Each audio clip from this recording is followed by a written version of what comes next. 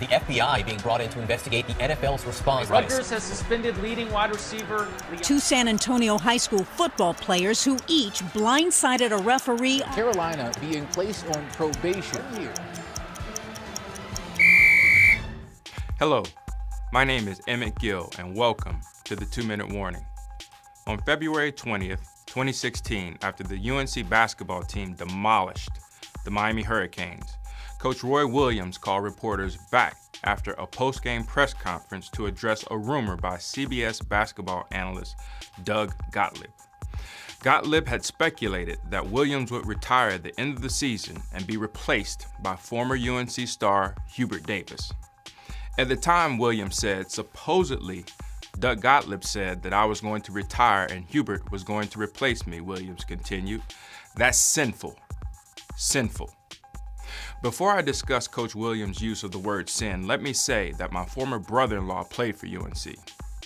I spent a great deal of time of my adolescence in Chapel Hill hanging and playing with UNC basketball players. And up until the UNC paperclip scandal, I considered myself the truest of Tar Heel fans. Nonetheless, a sin is considered as an offense against religious or moral law. In the Old Testament, some sins were punishable by death in different forms, while most sins were forgiven by burnt offerings.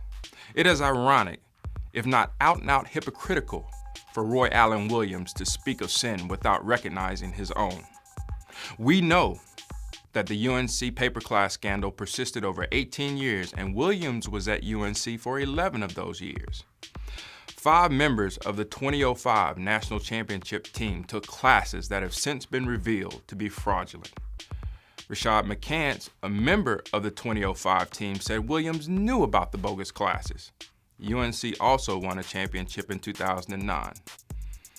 When denying knowledge of the paper classes, Williams invoked the Bible yet again. I've said I felt very comfortable for a very long time because we've been investigated by 73 people and all 12 disciples of the Lord, said Williams. If Roy truly knows the Bible, then he knows that from the earliest of times, and I'm no Bible scholar, that lying was seen as sinful.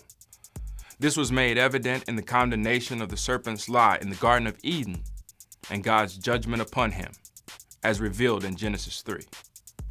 The true sin is that Williams gets paid millions of dollars and he has allowed some of his college athletes to graduate with worthless degrees. What is a sin is that Roy Williams has tarnished the legacy of Dean Smith. What is a sin is that Roy Allen is not Christian enough to confess his sins. He just keeps on manipulating Christian terms for his own luxury. Now, UNC fans wonder why Williams didn't call a timeout against Duke in the first Tobacco Road showdown of the year. Because Williams has suffered from what the Bible calls a spiritual death, or separation from God. In other words, Roy Williams is lost.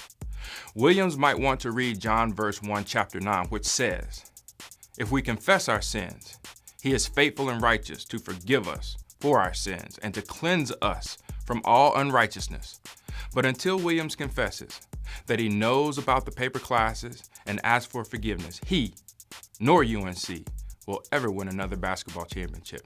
My name is Emmett Gill. Thank you for joining us, and this has been the 2-Minute Warning.